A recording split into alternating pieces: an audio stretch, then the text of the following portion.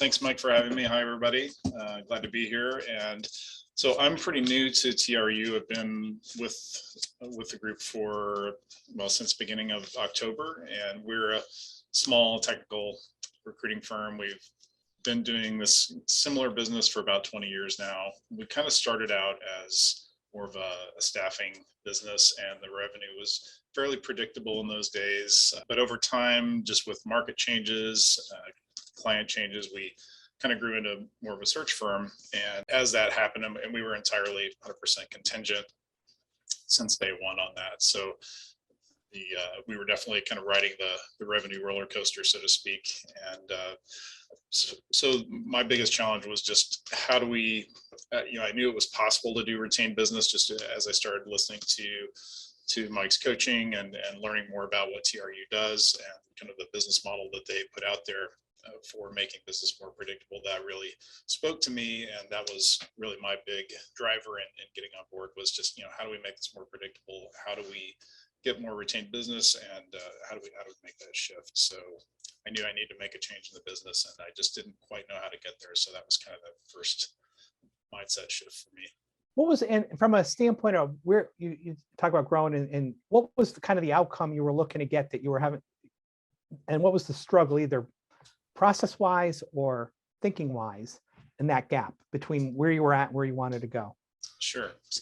So, I knew that I knew it was possible to I again, when I first started listening to TRU and some of the recordings, I knew that a lot of people who are part of TRU or just other recruiting businesses in general do a fair amount of retained business, and I just again didn't know how to make that transition and how to get there, and just how to implement that. So I knew the training was available and the coaching was available, and I didn't.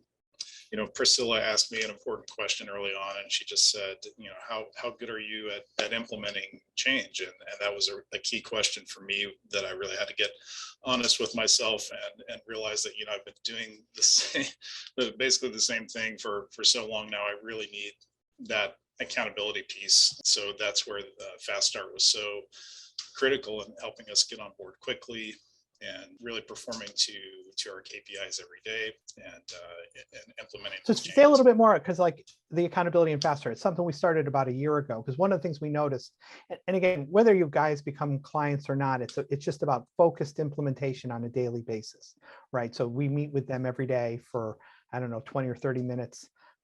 What was it about that kind of shifted you into momentum?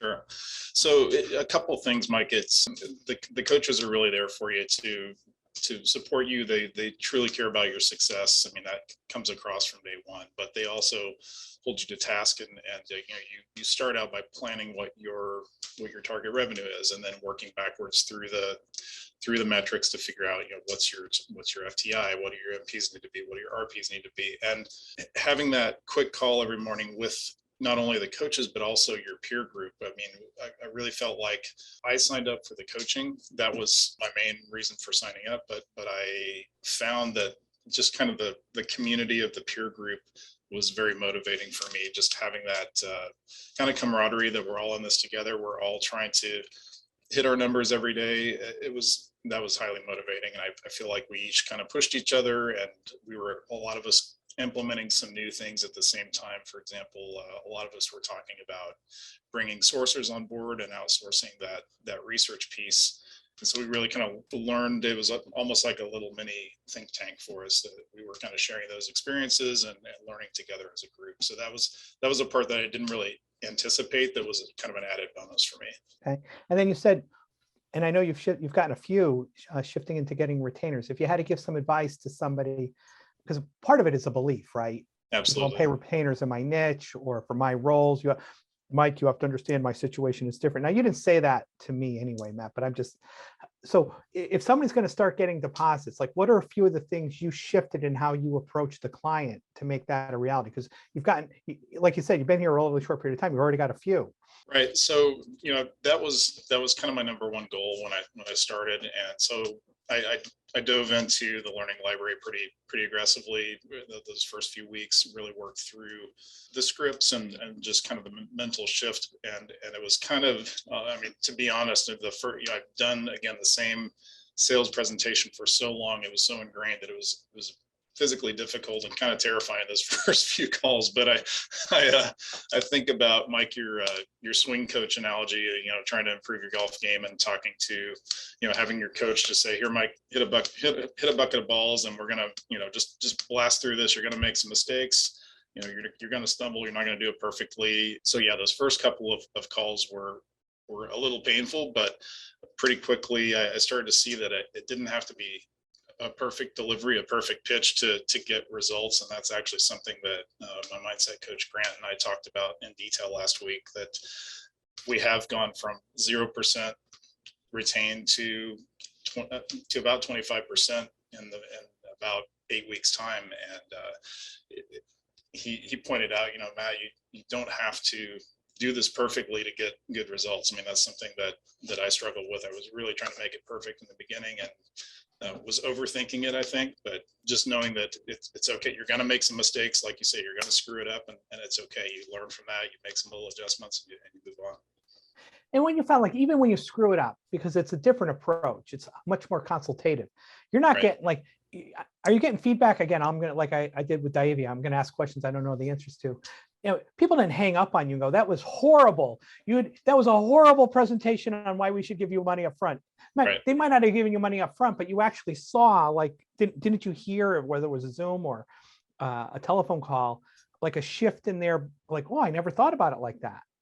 Yeah, I definitely got responses similar to that from some of the clients. And that was just a confidence booster in the beginning of working through asking different and better questions than I ever had before, which is really a part of the process. Like you say, Mike, making it a more consultative approach, and really digging into prescribing a solution to their specific business problem, and just getting that early feedback in the call. And that was very encouraging. But I think kind of the turning point for me was after about my third or fourth attempt at this and starting to get some early successes. I had a client literally at the end of the call tell me, you sold your services really well.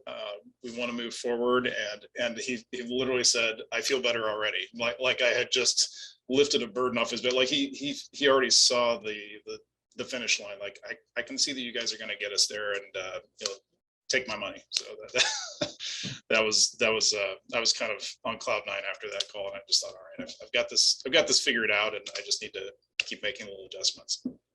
I think my prediction, because working with people like yourself, because this was me too, is you'll become addicted to it, right? You might have a couple legacy contingency clients that were good people that partnered with you anyway on contingency, but you'll start firing the bad ones, and because the process is the same, right?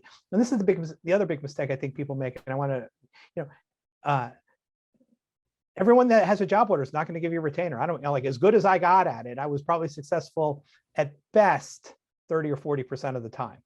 And well, no, this is not Mike, this is how we work.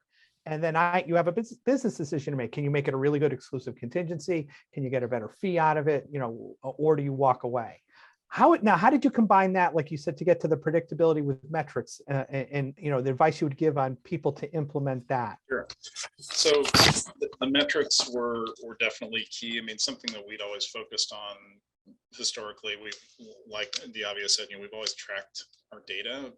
Other than calls, we tracked everything else. We tracked send outs, interviews, but we didn't break out first time interviews from all the rest. We focused more on send outs than on interviews, which was, in hindsight, obviously not the best thing to focus on. But so just getting clarity on that, looking at what our revenue target needs to be, reverse engineering the numbers from there has definitely stabilized our activity to where, it's kind of a relief every week to now know that we're on track basically in terms of performance for those revenue goals.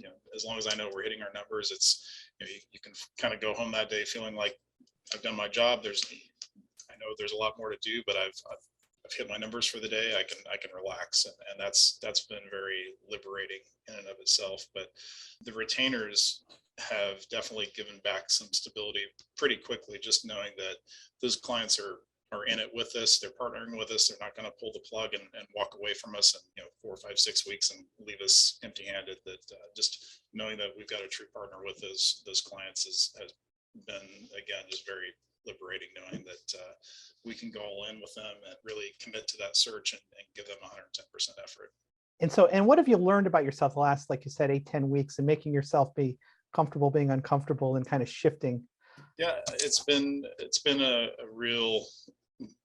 a great journey. I mean, just knowing that being in kind of the same rut for a while, honestly, and joining the program has kind of gotten me out of that rut to where I'm capable of changing the way we've done things for so many years and making positive changes and helping grow the company. I mean, I've got some pretty big goals, and 6 years out, I'm going to be an empty nester, and the kids are going to be in college, and I want to do some extended travel with my wife at that point, and just being able to get the business to a point where it is kind of self-winding without me is a pretty firm goal for us. So I know that I've got a roadmap now, and I'm excited about the business for the first time in a long time. So, I feel like it's all possible now, and it's just a matter of putting the pieces in place.